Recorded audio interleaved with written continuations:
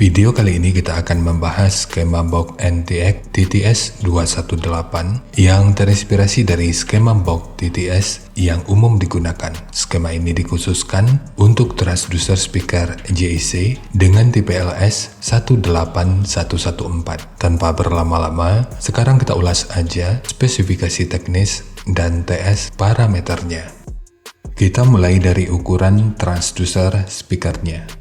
Untuk ukuran basket yang bisa jadi referensi dari ukuran lubang pada box, ini ukurannya 428 mili, ukuran magnet 250 mili, ukuran total dari magnet hingga gasket 224 mili. Kemudian untuk ketebalan gasket 13 mili, ukuran antara baut 445 mili, dan ukuran terluarnya 470 mili. Sekarang kita beralih ke spesifikasi teknis dan TS parameternya. Untuk nominal diameter, ini ukurannya 460 mili atau 18 inci. Impedansinya 8 ohm. Nominal power handling 1500 watt. Program power 3000 watt. Kemudian untuk sensitivitasnya 97,14 dB. Rentang frekuensi mulai dari 40 sampai 2100 Hz atau 2,1 kHz. Dan ukuran voice coil-nya 114 mili atau 4,5 inci. Sekarang kita beralih ke spesifikasi utama, yaitu TS parameternya. Untuk Fs 40 Hz, DCR 5,979 ohm, QMS 12,3, CAS 0,47, GTS 0,453, GMS 0,059 mm per Newton, MMS 200,2 gram, efisiensi 2,389%, BL 27,27 Tesla meter, fast 117,4 liter, SD 0,483 meter persegi, XMAX 7 mm, dan induktansi voice coil-nya 1,319 mH. Nah, menurut lu ada yang salah nggak dari parameter ini? Jadi ada seenggaknya satu poin yang membuat gua menunda publikasi skema khusus speaker ini. Poin yang terlihat jelas itu ada pada parameter SD-nya. SD 0,483 meter persegi. Ini tentu sangat nggak logis untuk speaker berukuran 18 inci. Parameter ini hanya akan cocok jika speakernya itu berukuran 31 inci. Yang gua ketahui, SD yang realistis untuk satu speaker berukuran 18 inci itu hanya sekitar 0,11 sampai 0,12 meter persegi aja.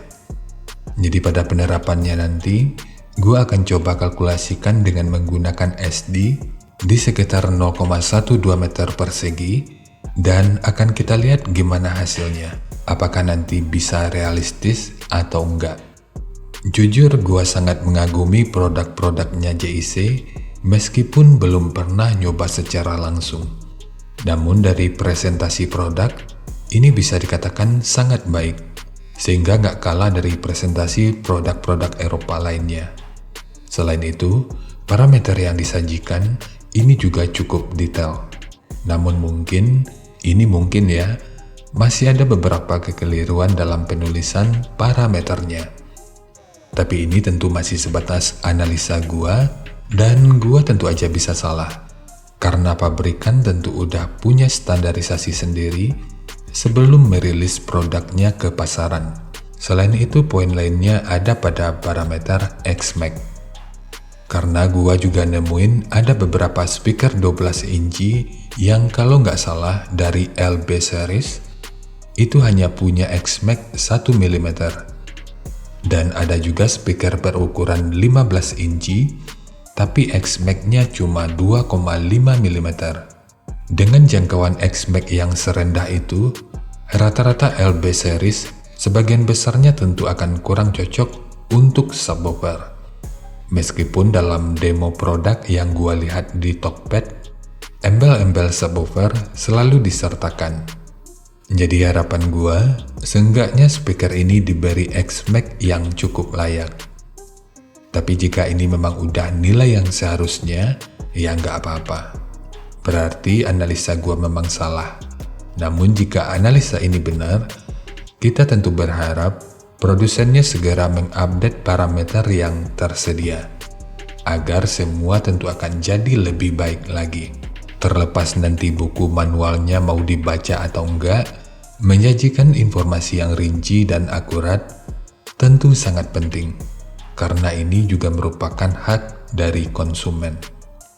Jadi ini tentu bukan untuk menjatuhkan, ini hanya sebuah saran dan masukan, karena gua berharap JIC bisa jadi salah satu produk lokal lain yang seenggaknya bisa sejajar lah dengan produk SBE, atau malah jadi penantang utama dari produk-produknya SBE.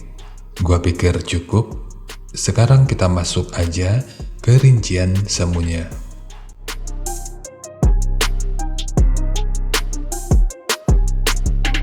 Untuk rincian semu, poin yang gua gunakan di sini adalah 1000 watt pada minimum impedansi 6 ohm untuk setiap speakernya. Titik potong bawah yang digunakan di sini adalah 50 Hz dan untuk atasnya tentu boleh menyesuaikan. Ini sifatnya tentu nggak mengikat, jadi nanti bisa dicoba aja sesuai karakter yang diinginkan. Dan untuk slope nanti juga boleh menyesuaikan. Kemudian untuk puncak SPL-nya, ini diperkirakan mencapai sekitar 128 desibel. Rincian semu ini hanya berlaku untuk satu speakernya aja. Kalau untuk kedua speaker, tentu dikalikan 2 dan akan tergantung pada pengabelan yang akan digunakan. Harap diingat, semua ini merupakan rincian semu, jadi bisa lebih baik atau bisa aja lebih buruk dari yang diperkirakan. Karena efisiensi akhirnya itu juga akan bisa dipengaruhi oleh beberapa faktor, apakah itu kerapian dan kepresisian dari pembuatan box, kualitas bahan,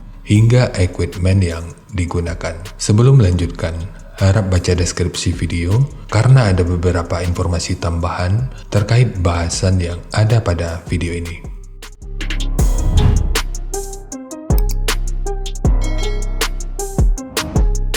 Dan berikut referensi yang gua gunakan dalam mendesain skema box speakernya. Jadi dari transfer function magnitude ini kita bisa melihat meskipun dipotong di 50 Hz, frekuensi sekitar 41 Hz ini udah bisa direspon pada minus 3 dB dan 44 Hz pada 0 dB. Kemudian untuk respon dari portnya, dengan daya 1000 watt, pergerakan udara pada port puncaknya diperkirakan sekitar 16,3 meter per detik. Lalu untuk gain yang dihasilkan oleh port kurang lebih seperti ini. Jadi secara teori, untuk port ini akan membantu dalam merespon frekuensi hingga sekitar 34,6 Hz pada minus 3 dB.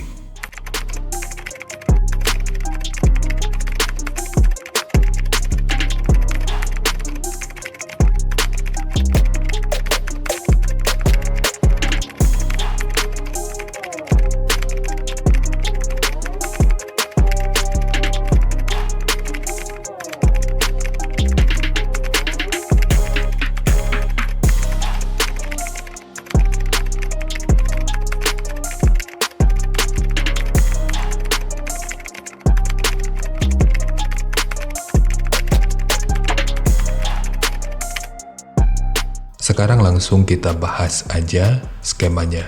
Untuk multiplex, ini menggunakan multiplex dengan ketebalan 18 mili. Kita mulai dari tinggi, jadi tinggi box ini adalah 560 mili, panjang ke belakang 900 mili, kemudian lebarnya 1200 mili. Yang perlu diingat, semua ini merupakan ukuran terluarnya. Sekarang kita beralih ke ukuran internalnya. Untuk port, ukuran portnya adalah 120 mili. Kemudian untuk tekukan yang ini ukurannya 170 mili dan ukurannya sama dengan tekukan yang ini, dan ini. Sementara untuk ukuran dari sudut ini sampai ke sudut ini ukurannya 333 mili. Ukuran dari sudut ini sampai ke sudut ini ukurannya 202 mili. Ukuran dari sudut ini sampai ke sudut ini ukurannya 601 mili. Karena ini merupakan dudukan dari speakernya, maka ini dibuat menggunakan 2 lapis. Kemudian ukuran dari sudut ini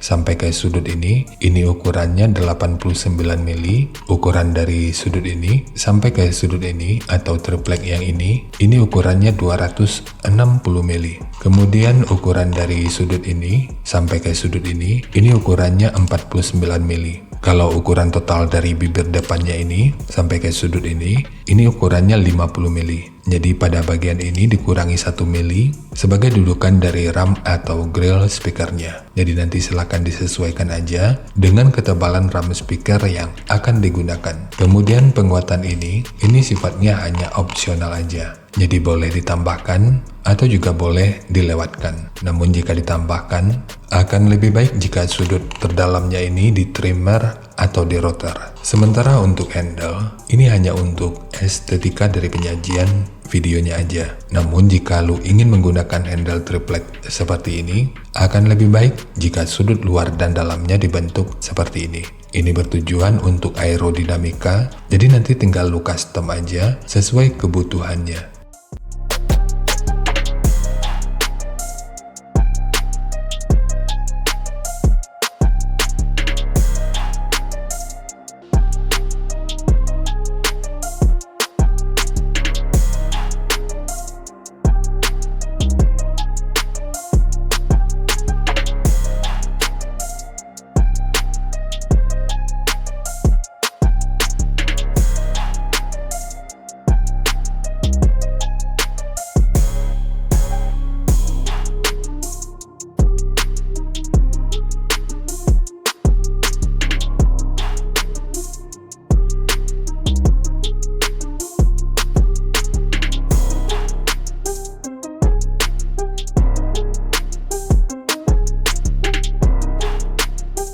Terima kasih untuk teman-teman yang udah nonton sampai detik ini. Bagaimana pendapatnya terhadap skema yang dibagikan kali ini? Sampaikan aja pada kolom komentar, biar kita sama-sama bisa belajar agar lebih baik lagi. Seperti biasa, jika kalian suka dengan skemanya, silakan like dan share video ini ke teman-teman lain yang sekiranya juga suka dengan topik yang sama. Untuk teman-teman yang udah subscribe, terima kasih banyak atas dukungannya. Dan untuk yang belum subscribe, jika berkenan bantu subscribe-nya. Sempatkan waktunya untuk membaca kolom deskripsi dan kunjungi juga tab komunitas untuk mendapatkan informasi dan update terbaru. Jadi ya seperti itu aja, dan kita ketemu kembali pada video yang lainnya.